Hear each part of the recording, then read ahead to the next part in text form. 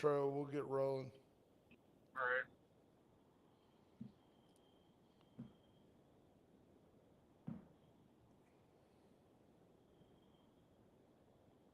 What's your Kurt Yep, Durant yep, had yep, it? yep. Hey, good morning, everybody. Welcome to the Wade and Carter Show. Ash is on a mobile today. We are live from the Atzenhofer studio, where for over 100 years, Atzenhofer's been Victoria's dealership. The Wade and Carter weather brought to you by the great folks at AT Deerland Feed. For everything you need, there's Deerland Feed. First one's in the house. Katie Jackson, Torrin Bales, and Bobby Leister, welcome in, friends. Glad to see you guys. Everything is good. Scott Tomko, Greg Garcia, Marvin Mickus. There's Rena Shear, Stephanie Connie, Tammy Keeling, Mark Zapata, Linda Christ, Lisa Poole, and Mark Kurtz round out the top 10. 77 degrees under mostly clear skies in Victoria, Texas, as we head to a high today of 97. It was Africa hot yesterday in Victoria. I mean, hot. There's P. Strauss. Good morning, sir.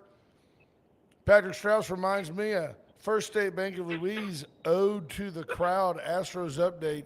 Astros agree mutually to part ways with Dana Brown yesterday. Dana Brown, the embattled general manager of the Houston Astros, has caught some heat over a lack of quality moves at the deadline, a lack of pitching stability, and Dana Brown is now a free agent designated for assignment. There's David Ballard. Good morning. Zach Smith. Hello, buddy.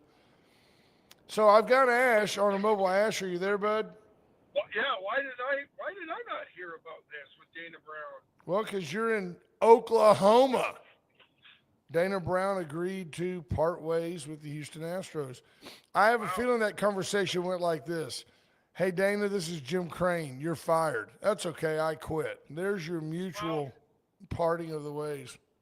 I know his contract was up at the end of the year. My guess is Jim Crane went in there and said, "I don't think we're going to extend your contract, so you can start looking." And that's probably more how it went. And you probably throw a little bit of a bone to the haters who are currently saying, I want that guy gone. It's his fault. I'm not sure it's I his think fault. I mean, he's the guy that brought you Josh Hader. He's the guy that got rid of McCullers Jr. He's the guy who was willing to part ways with Kyle Tucker, who has been a nothing burger since he went to the Cubs and now the Dodgers. The Dodgers well, benched him. yeah, because he's not producing at home. It's bizarre. Like on the road, he's an all-star. At home, I don't even think he's hit the Mendoza line I think in Dodger Stadium. he hates Dodger Stadium. Jordan Glass, But Crystal Matt, Brent Anderson. Great group of listeners. but I can't put it all on Dana Brown. It they He doesn't play, he yeah, doesn't play. I'll be honest. I like it when you're I'm gonna honest. I'm gonna trace the downfall to the appointing of Jeff Bagwell as a special advisor to baseball, who apparently had a lot of say in a lot of the moves. No doubt. I agree a I don't, 1,000%. and he's Jim Crane's buddy. That is the problem. Crane has a little bit of jock sniffer in him. And Yep. Jim Crane is like, oh man, that's Jeff Bagwell. He was my baseball hero. He's a Hall of Famer. Jeff Bagwell, what do you think, Jeff Bagwell? And then Jeff Bagwell, who, where he's graded on me is when he's a color announcer, when he's in the booth. He clearly knows baseball. Obviously, he knows baseball. But he's just so matter of fact, and he 100% knows everything.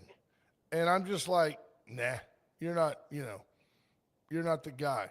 I remember him But telling us how great Yiner Diaz was going to be because Yiner Diaz is a hitter. He can hit.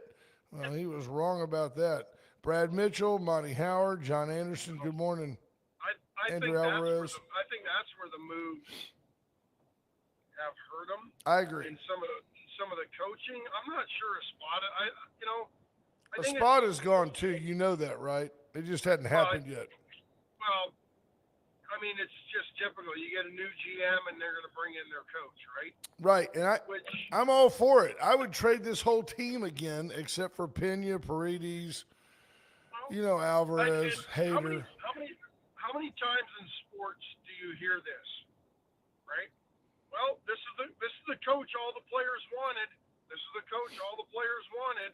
Yeah, And like the then, Aggies with Early as their baseball coach. Well, how's that working out? Yeah, I agree well, 100%. that's the problem when you hire a coach that all the players want as your head coach. It typically doesn't work out. And I can point to 3 head coaches the Calgary Flames hired over the years that all the players wanted. Then they walked all over them and didn't do, didn't have near the success. Well, here's a dumb question for you. That they didn't like as much. Much like the years when Larry Durker, former pitcher, was in the Astros play-by-play booth for a decade, and the Astros decided to make him manager. Any chance at all that Jeff Bagwell aspires to be the manager of the Houston Astros? No, I think he would rather be the GM. I think that would just be terrible. I mean, there's no that's like letting a fox guard the hen house. There's no reason to think that Jeff Bagwell should be the guy negotiating player contracts. Although I bet you Jeff Bagwell would have kept Mauricio Dupont. Yeah, I think there's some moves looking back that, and it's always hindsight, but I don't know that he got enough for some of the moves that he made. And, I think the big thing that hurt him this year is not getting a starting pitcher. When you see what the Dodgers barely had to give up. Yeah, to get Skubal. Skubal. And, yeah. And the Astros apparently weren't even in the mix. We could have given up more than the Dodgers. That's right. I would have given up people off the big league roster to get Skubal. Yep, Pete Strauss says that Larry Durker was probably the best manager the Astros have ever had. He was a good one. I think I liked Phil Garner. I thought Phil Garner was good. Yeah. Dusty Baker was good. Dusty was good. He knew how to. He knew players. He knew players, and he knew. He was a player's manager. Okay, I guess Dusty Baker's the exception to that player's manager, but he knew when to get out of his own way for the most part. But also, you had literal World Series dominating talent on the Astros. We are not the same Houston Astros that won in 19.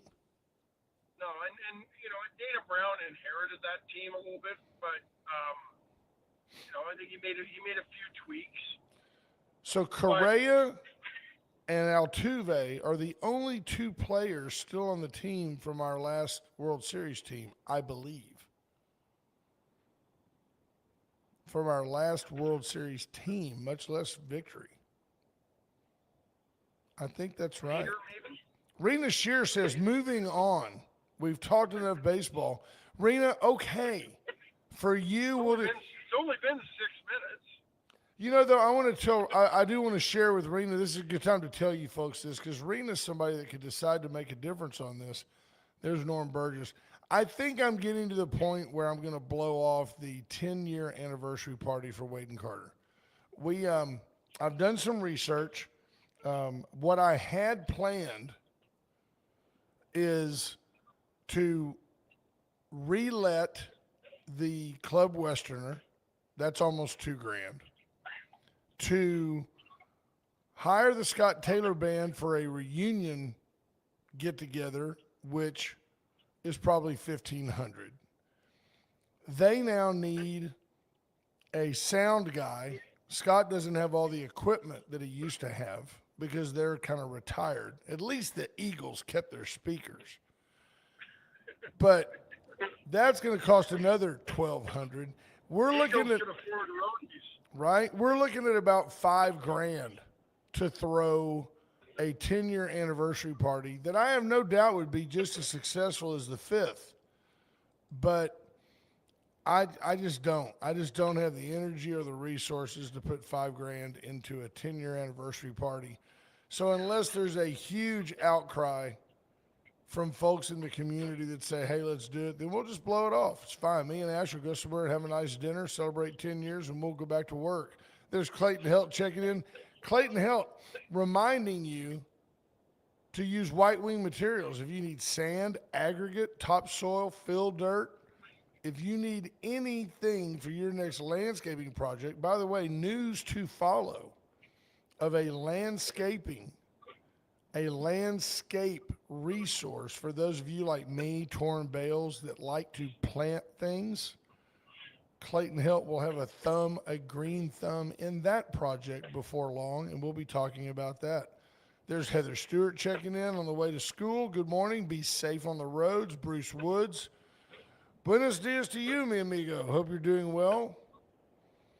But, yeah, there you go. Getting into something that Bruce mentioned yesterday, I kind of looked around a little bit last night on that one. No mention in most of the media reports of those 50-plus attacks in Thailand. They were all orchestrated by radical Islamists. Yeah, that's what they're good at. That's what they do. Like, the media has become so predictable around the world, not just in the U.S., but you can always tell.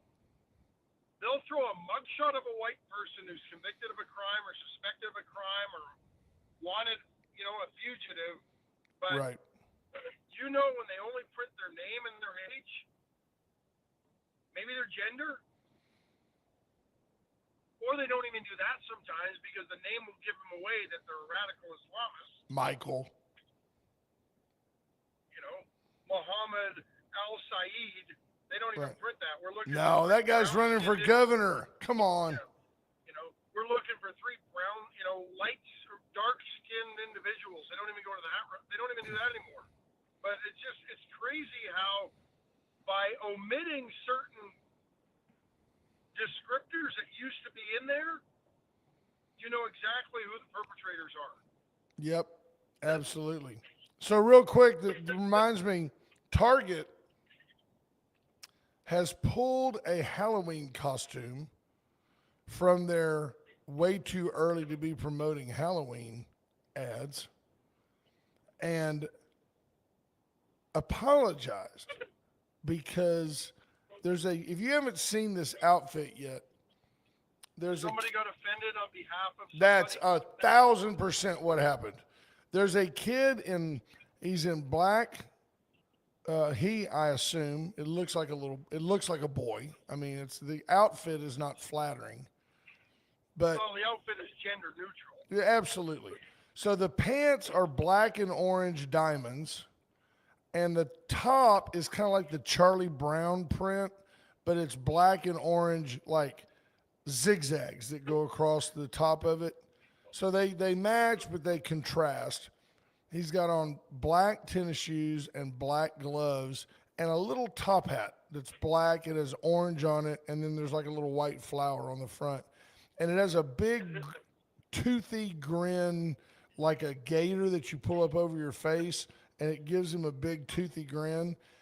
And it just says right here, some black shoppers who felt alienated after Target's 2025 DEI rollbacks expressed fresh disappointment on Monday. Shaletta Brundage, a Minneapolis area business leader, that means that she's an unemployed black lady, views the costume as an indirect result of the DEI decision. You rolled back diversity, she said. So who's in the room now to say, hey, this is wrong? What gets me is it's just a Halloween costume. And if I'm being as honest as I can be, and I'm pretty caught up on things, if this was a little white kid in the outfit, I would just say that's a really dumb looking outfit. But now it's a black kid in the outfit, and I didn't look at it and go, oh, look at that. It's a stereotypical black kid with the big toothy grin. He looks like he's going, how are you? How are you? Well, that was Jimmy Durante, and he was white. costume itself, I couldn't figure out whether it was a pumpkin or whether it was like a bunch of candy corn. That's kind of what it looks like. Yep. It's not. I mean, it's a costume, but it's not. Like, you're not really anything in it. But I mean, yeah, like you know, Black Kid as a model, modeling the costume. That was it. This like is a clownish candy corn, popcorn ball looking costume. It's unbelievable to me. It says Target's had back-to-back strong quarters, beginning to see the results from efforts to cut prices and freshen its merchandise. But the company, which cannot compete with Walmart and Costco on price, has little room for error when it comes to managerial or optical missteps. I don't go to Target as an option to Walmart. I might go to Walmart as an option to HEB. Target is its own store. Target, to me, is not a place to buy groceries. If you're buying your groceries at Target, to me, you are lazy, because Target is never price competitive on groceries. No, that's where you're running in to get, you're buying school clothes and, oh crap, I need milk. Right, that's exactly all it is. It is not a grocery store. It's a department store to a degree. It's like a Kohl's with bread. So here's what this article goes on to say. As Target begins to gain traction in repairing its brand reputation, this is exactly the kind of stuff they want to avoid. This could lead to further market share losses. Look, white America doesn't care about this. And if they were losing market share, Ash, it was because of their DEI initiatives. Remember when they were going to have like gender neutral bathrooms or a trans bathroom or something? Nobody wanted that. The 80% of their sales that go to white middle class America didn't want that garbage. So it's not like that they hurt their brand by getting rid of DEI. That's an absurd statement. They hurt their brand when they embraced DEI. 1,000%. You're 100% correct.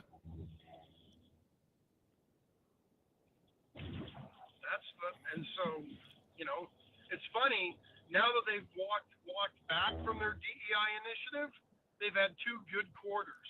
Yeah. There's no coincidence. It has nothing to do with all the gobbledygook in there that they said while repairing your brand image. No, they walked their asses back from DEI, and it all of a sudden made their businesses palatable again. That's right. To the majority of consumers.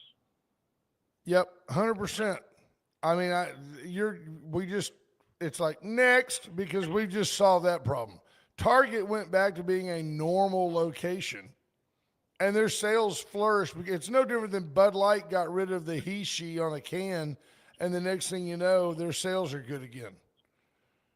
The American consumer still has a lot of say about what goes on in the world. And that leads me into Canada. I think the American consumer is a better barometer of the U.S. and the climate, and the American consumer doesn't care about DEI initiatives. 1,000%. Not at all. Percentage-wise, not at all. The United States moving forward with some 50% tariffs on certain goods, excluding, I think, lumber and oil. I don't know. Are they including? I don't know. It doesn't matter. The whole point is it's economic battling. And I just encourage you, if you're used to drinking Crown Royal and you pay $40 a bottle for it, and you see the price go to $60 a bottle, just don't buy it. You're not paying a tariff in America. Just acquiesce to the deterrent. Don't be the person who's got so much disposable income that you buy Canadian products at a grossly fettered, inflated price. Don't buy it. That's the whole point. We want the manufacturers in Canada to go, hey, we're still making 10,000 widgets a day, but they're not getting pulled through the U.S. The U.S. is a lot of our trade partners' largest customer. The leverage that we have is economic. Don't buy their goods. Don't pay the tariffs. It's pretty smart. Be smart. And then in short order they will feel the pinch. Iran, for example, there you go. Plenty of bourbon from Louisville, better and cheaper than Crown. By the way, if Crown Royal was made in the U.S., it would technically be a vodka. Bruce Wood says Devil's River Blue Agave Bourbon is made in San Antonio. There you go. Buy it. Well, it's funny because I saw this is real GDP growth since Q1 of 2025. So to put that in perspective, that's since Donald Trump became president. Okay. Canada's real GDP growth through the You're breaking up. because of Hey, right there. You will say that tariffs. again. Canada's real GDP growth. What? Because you were gone. Your signal was terrible. Their real GDP growth through first quarter of this year minus 0.1%. It's negative because in response to tariffs, they've tried to find new trading partners. Yeah, that ain't working out. Russia can't pick up the slack of the U.S. when it comes to buying things. So And I'm not. And the U.S.'s real GDP growth in that same time frame, almost 3%.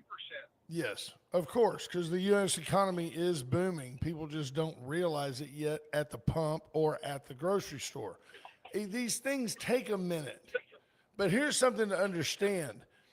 If you continue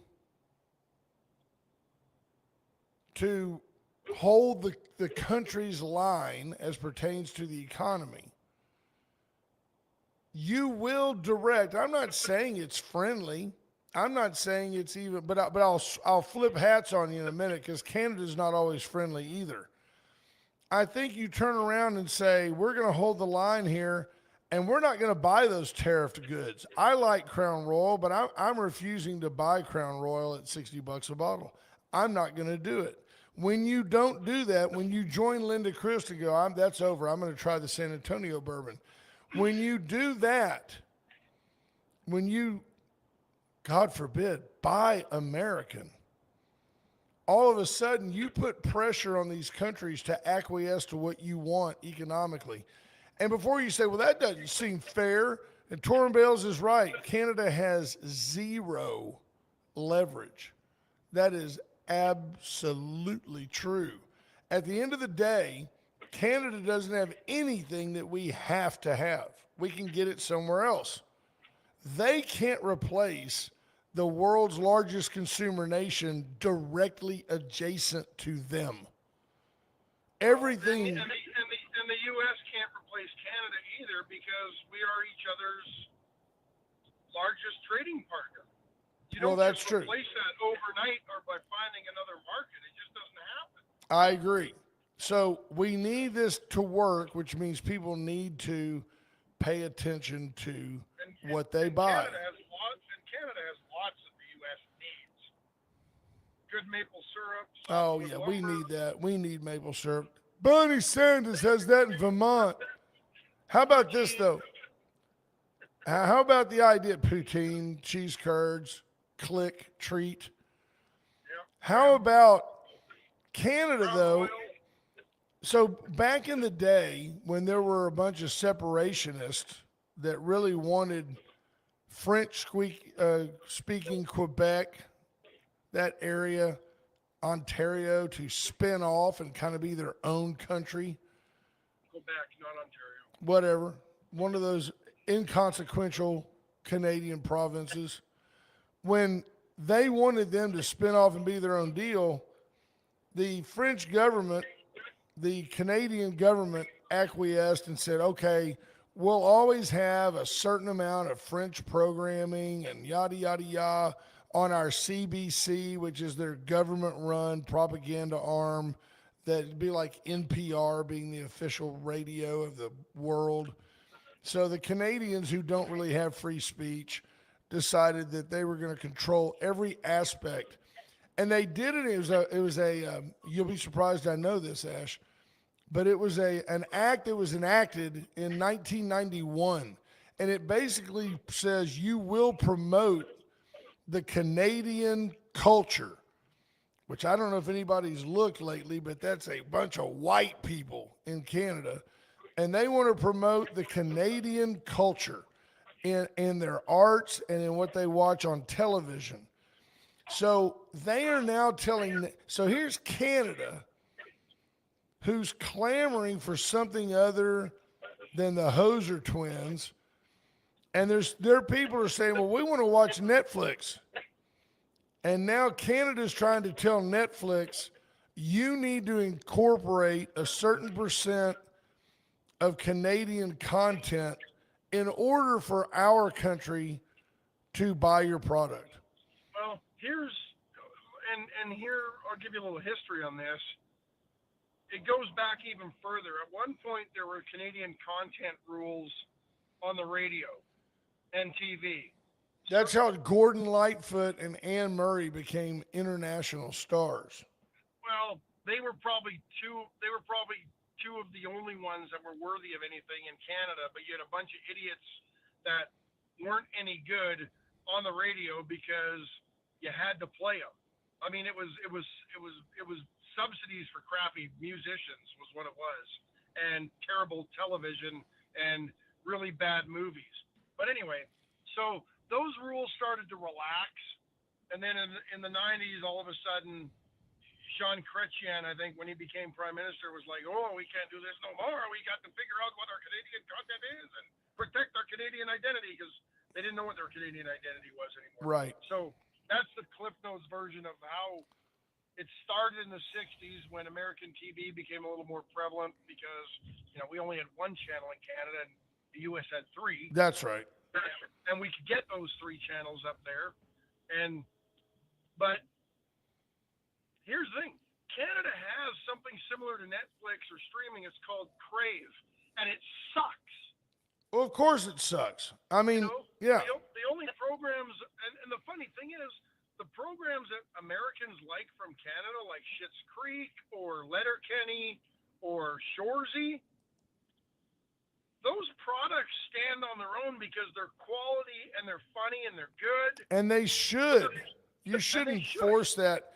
But at the same time, but for Canada to say, "Oh, you got to make so much for this Canadian content in order to stream on Netflix."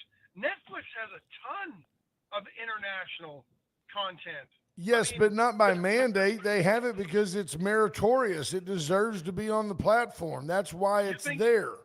Exactly.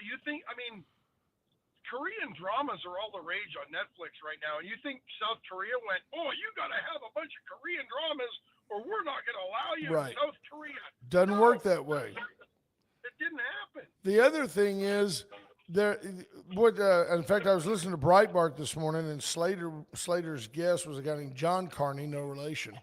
And John Carney was saying, hey, look, what's next? Is Europe going to say you have to have a certain number of ads on X in order for us to have Twitter in Europe? If you don't have these ads that promote the EU lifestyle, then we're not going to have you on our platform. Now, that is no different than any other type of economic sanction. That's no different than any other kind of tariff.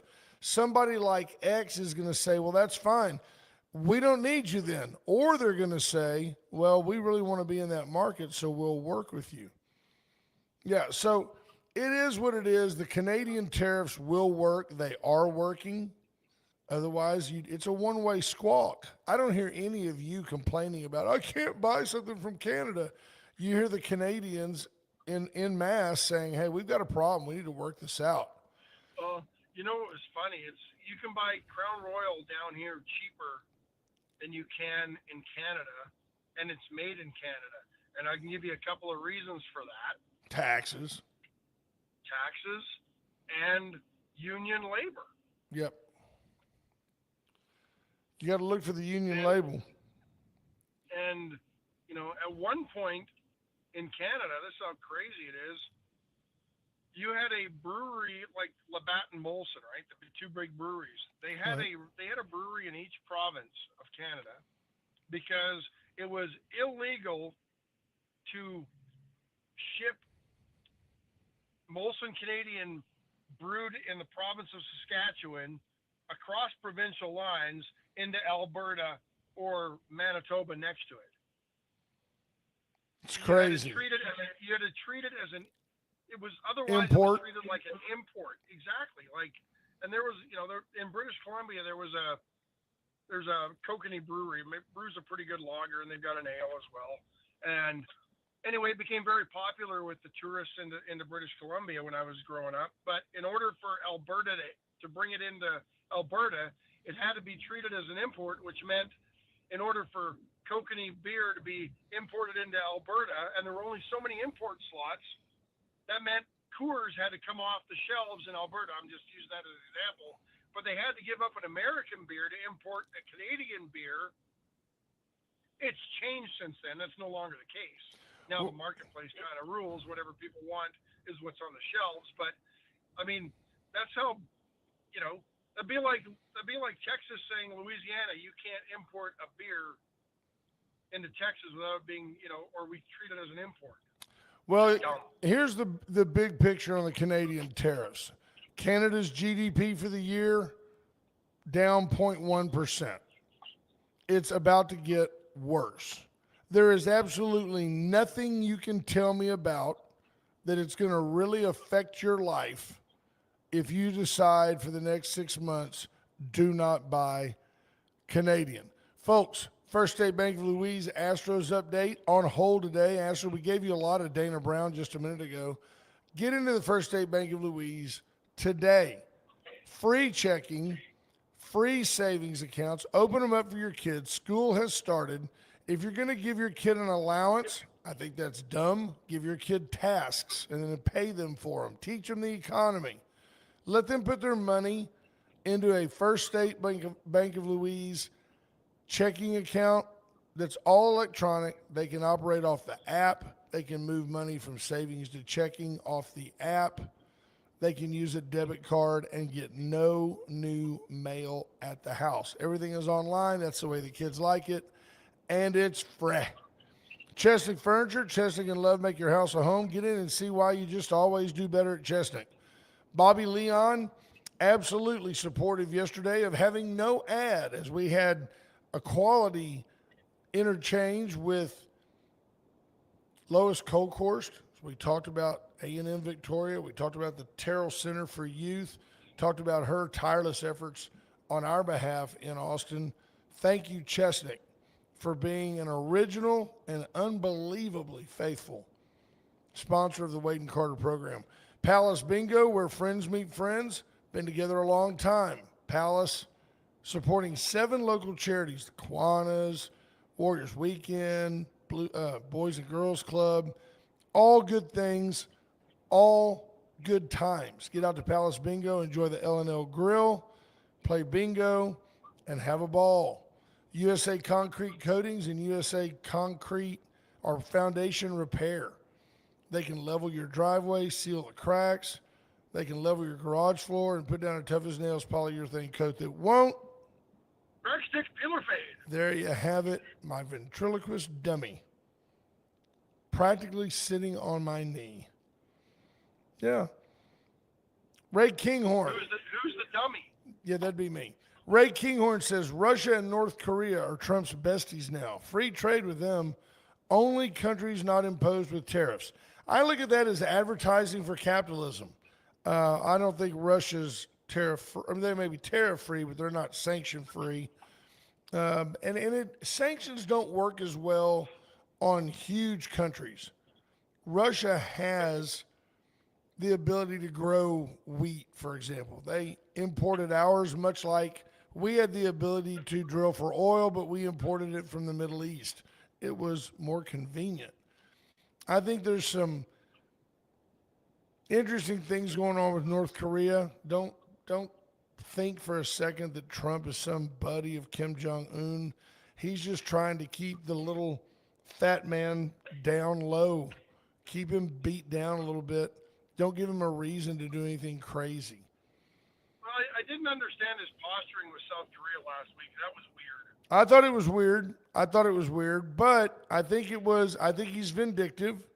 I know it was related in part to South Korea's neutrality when we invaded Iran. All of these countries, people, are scared of the Islamists. They're all afraid. The UK was afraid. There's no other word. They were scared. I guess that was another word. They were intimidated. They had fear. They were afraid that if they allow the U.S. to use a joint base that we both own, they told the U.S., no, you can't land here on your way to invade Iran because the Iranians might get upset. And we have a whole bunch of them living in our country. There's the problem. There's too many muzzies. I don't think they were worried about the Iranians living in their country, the Muslims for sure. But but again, you and I have talked about this, and I think it's different. They're NATO countries, but NATO is a defense treaty, not an aggression treaty, and that's the difference. It's very convenient. It's very convenient. I'm not saying I disagree because, I mean, the facts are what they are.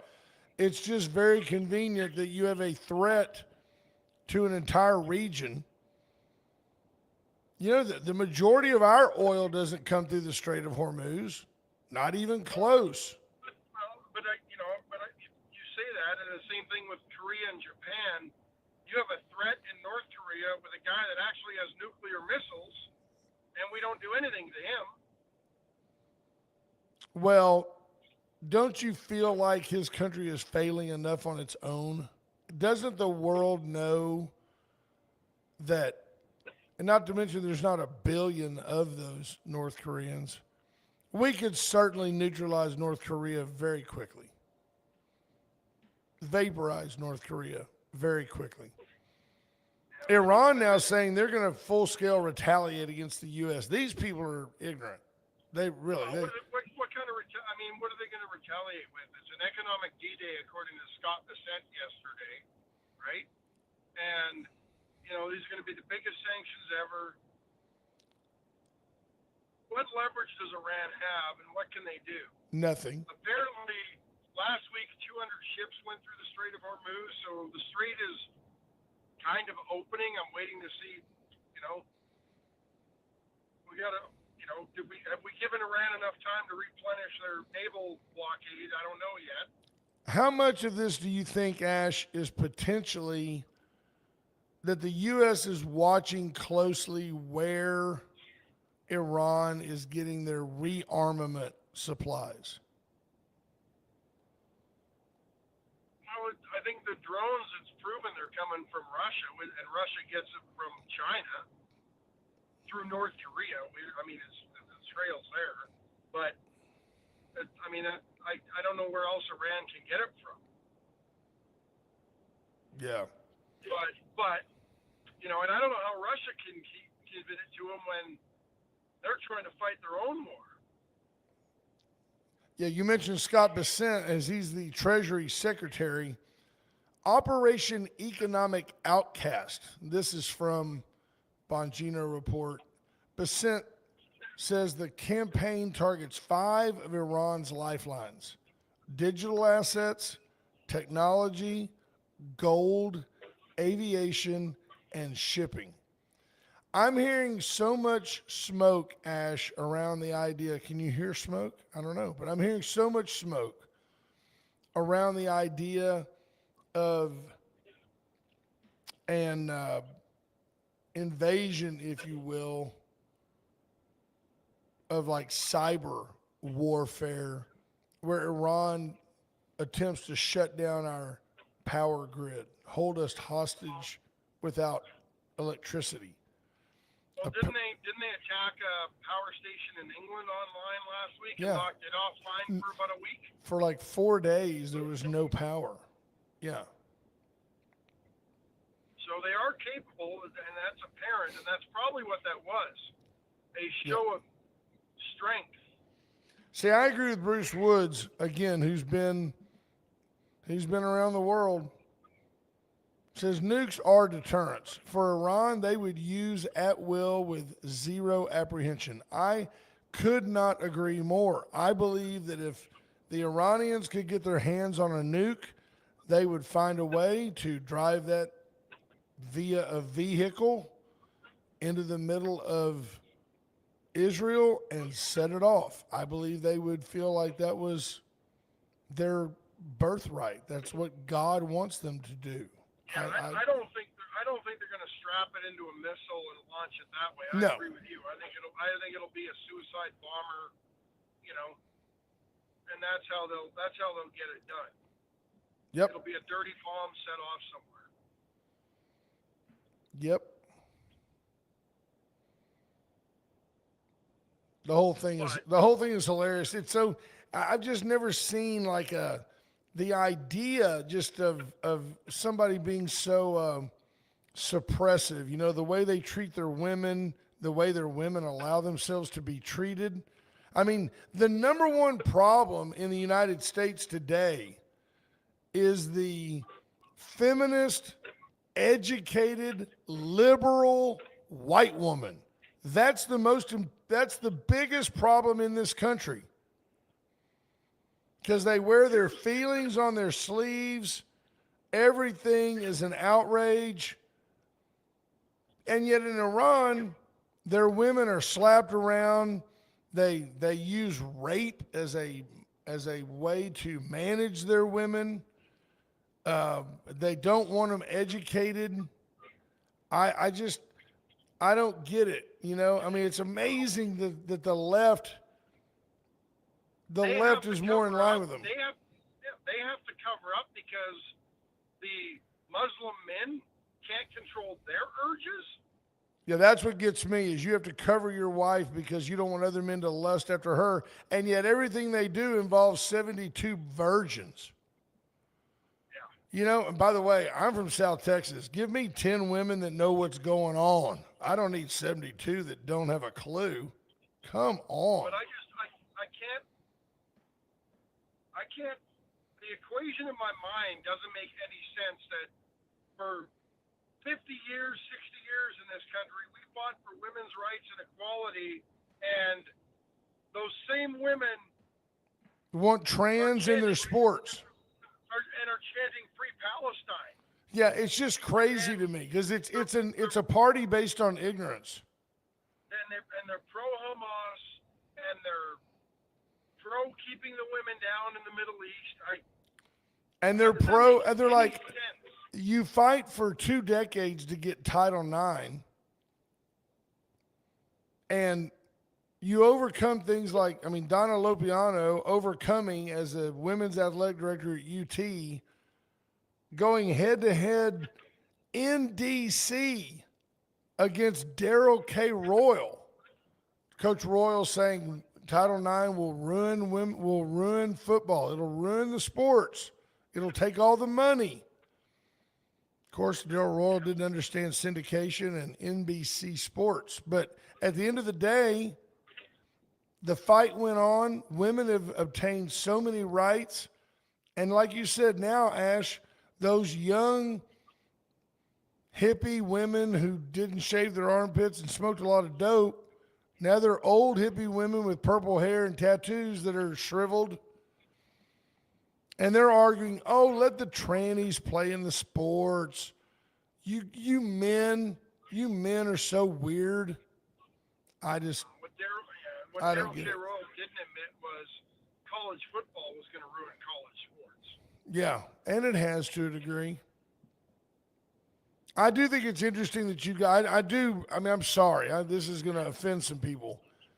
I think that it's sad that we have school districts that don't have adequate building funding and that people float huge bonds to build football stadiums. I do. I think it's a problem. I couldn't agree more. It's a problem. And it's short-sighted because it's the lottery mentality, right? Yep. They think that one kid's going to go on and play in the NFL and make millions, so it's worth it. and they think that that kid is then going to turn around and give a whole bunch of money back to that district or whatever. It never happens, No, it never happens. and it is short-sighted. I mean, if we put that much money and faith into, and I'm in that world. I'm in athletics, but and I believe athletics has a huge role in a holistic entire education, as do a lot of extracurricular activities. I think band is important, music's important. I think acting is important. I think kids getting involved in things as opposed to just sitting around playing video games all day, doing nothing, is important. It's all part of learning. But there's a drive that athletes have that others don't typically. It's why companies looking for salespeople constantly reach out to me as AD. Hey, do you have any recent grads that would be great? You think would be great salespeople? Yeah. Because they are extroverts and they are aggressive and they do set goals and they always want to better themselves. But so you got put all that money, but you have to wonder, as we built this arms race for athletic facilities at the high school level and even in some junior highs now, to the detriment of the scientists and the engineers that we have to import from other countries now because we're not producing enough of them. True story. Ray Kinghorn, now self-identifying as a leftist, says 40 trillion in debt, which he means debt. He put department abbreviated. 40 trillion in debt, 1/3 from Trump, not Biden, the left, Muslims, communists, none of the people you like to blame for everything. This is classic left rationalization. They say they take everything like the debt. By the way, the debt is a direct function of Congress, not the president. And we're still recovering from what Biden and Fauci did when they shut down the entire country.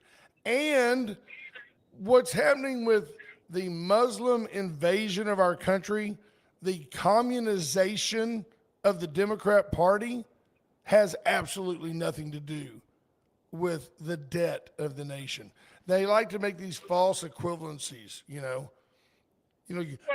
people don't like abortion, but you kill people with all your guns. It's just the confused left.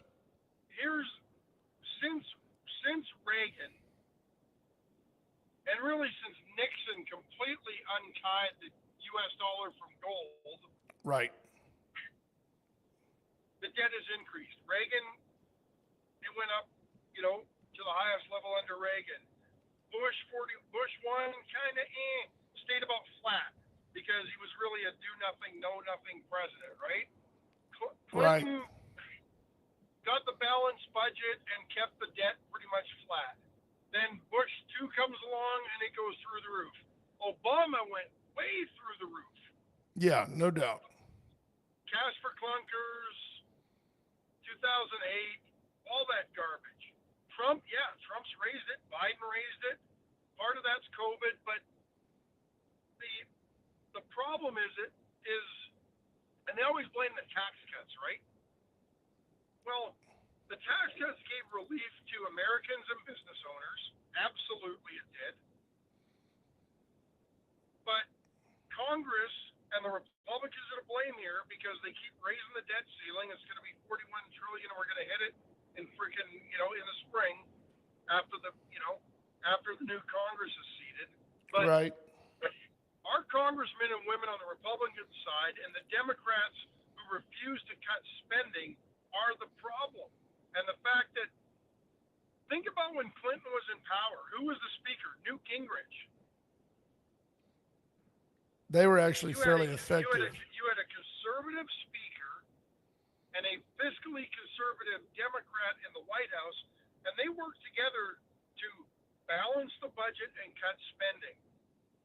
You have a Democrat Congress that is controlled by a bunch of communists who want nothing more than to increase government spending, and you have a bunch of spineless Republicans who won't do anything, and unfortunately, the ones that do stand up against it, the Thomas Masseys, the Marjorie Taylor Greens, they get ostracized by Donald Trump because Trump says, well, they're against me. Yeah, it's called politics. And that's a problem. So, Ash, this Ray Kinghorn's a buddy of yours. Don't tell me he lives in Canada. No, he lives in Canada. Ray Kinghorn needs to just shut his pie hole. I don't care what he thinks about my country at all. There's the problem. And that's the funny part that, you've got Mark Carney, who's communist. You're being censored right now by Canada. Whatever you said was being bleeped out by Canada. Yeah, and Canada's. Yeah, you're being bleeped out, dude. I can't hear you at all. Isn't that something, folks? Canada is silence.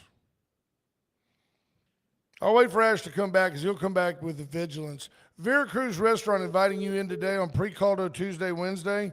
Veracruz for the best Tex-Mex on the planet. Get in today and have queso, fresh salsa, hot chips, fresh guacamole, things you can't get in Canada.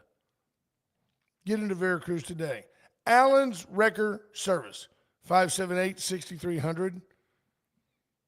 Allen's is your go-to tow-to. Let Allen's Wrecker Service help you get from here to there from pretty much anywhere. Depots in Gonzales, Refugio, they're all around. If you need them, call them. Went Services. Saw the boys this morning from Went Services. Saw them driving. They were at the Texan loading up their vehicles with fuel. They were off to install a whole house generator. With all this talk about the compromising of our grids, don't you need a whole house generator? You'll be the most popular kid on your block. For many of you, that would be the first time. Paravita Wellness and the Vita Cafe. Get into Paravita today. I'm picking up my pre-made meals. Get in and have great gluten-free, high-protein, low-carb. Give Erica Briggs your macros. She will give you the meals that make you healthy. And then brand us. Reach out to Commander Cody for your Facebook help, website help, monetizing your website. Call the Commander. If you still need space, come right here to the offices at 205. They're beautiful, well-appointed luxury office suites, extremely reasonably priced. They're upstairs above Greeks 205. Call John Paul Hull or James Geets for a tour today. There you go. Matt Williams said about schools, preach, natatoriums, turf practice fields, orchestra pits, but our kids can't stay warm in the winter because we have a failing HVAC system. We have kids that can't read, but they can swim indoors. Bond proposals should be strictly regulated. 100%. Yep. Yep. I'm back. I tried to time it, so I missed that dead spot on the way because I know it's there, but I missed it by about 9 minutes. You did fine. I played it off as Canada was censoring you.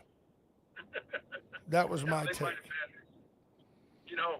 just... Where exactly are you, Coach Wagichow, on a mobile? Somewhere in extreme North Texas. There you go. Still. Do you see any B-52s flying over? I don't. What about Chinese weather balloons? I thought I saw something in the distance early this morning, but it was just a meteor. Just a meteor? Oh, okay. That's yeah. Nice. It was that dark out there? It was when I left, yes. Wow. Nice sunrise this morning. A little bit of rain in the distance. Much needed rain. I read a deal here. This is from the New York Times. If I can get to it. American Gladiators. And I find it interesting they call this a disease. I did not know it was a disease. I can't I could come closer to defining a woman than I could defining what makes something a disease. I could say it's a result of. But the degenerative brain disease known as CTE stalks professional football players. We've seen it in headlines for years. Hall of Famers like Junior Seau, Frank Gifford, they had CTE. So did the convicted murderer Aaron Hernandez, who killed himself in prison. His brain showed that he had CTE. So Yeah, but I'm not giving him a pass for that. Yeah, I don't think that's what caused the murder. I think he was just a bad person. Yeah, Frank Gifford never killed anybody. He just cheated on Kathy Lee. Research tells us researchers looked up 878 former NFL players who died from 16 to 21. They were able to test the brains of 235 of them. Of the 235 they tested, 215 of the 235 had CTE. Wow. Now, that's 24.5% of the total, but man, it's about 80% of the test sample. Think about that. So they say that at the very least, 25% of NFL players probably have some form of CTE. Well, it makes you wonder why they couldn't test the other 600 brains. Well, they weren't donated necessarily to science, and they happened, so it says when the regular season starts in a couple of weeks, there'll be roughly 1,700 players on the league's 32 active rosters, not including hundreds on the practice squads or those that are out for injuries. At least 400 of them, this guy reports, will develop CTE if the rate continues. So, yeah. And I know a lot of hockey players are donating their brains to the institute in Boston. I think more boxers' families are starting to do that. It's going to be interesting to see where, the one sport that you don't think about, but they suffer a lot of concussions is soccer. The heading of the ball, and when two players go up to head the ball, their heads collide. There are a lot of concussions in soccer that people don't realize. But they say here two of the San Diego Chargers 2009 roster says one was Vincent Jackson, a 3-time Pro Bowl receiver who died in a hotel room of alcohol poisoning at 38. Another was Kevin Ellison, a defensive back who died at 31 when he was struck by a car after wandering onto a California freeway. I'm going to bet he was drunk or high when he did so. The other was defensive back Paul Oliver, who was 29 and 13 when he shot himself on the stairs of his family home in front of his wife, Chelsea, and their 2 young sons. Don't get me wrong. CTE is a very real problem. It's not any more of a real problem. Those concentric circles we talk about, or what are those diagrams we talked about? Venn diagrams? Yeah. I get it that you can be a sufferer of CTE and an alcoholic, a sufferer of CTE and a drug addict, a sufferer of CTE and a guy who had such a terrible upbringing that you decided to kill yourself. I'm not giving the NFL player an out based on head trauma. They still need to be responsible people. Troy Aikman probably has CTE. He ain't killing people. I think what happens is their identity is so wrapped up in that NFL player, professional athlete, that when it's over, they struggle. I think that's probably, and CTE then plays a role in that, I'm sure, but I think there's more an inability to, that lost identity struggle is probably more real in some of this stuff than the CTE. Yeah, in that case. This says CTE leads to dementia, Alzheimer's, all that stuff. Absolutely. Interestingly enough, we didn't talk about this, but the NHL basically announcing that Texas will be the next franchise in the National Hockey League.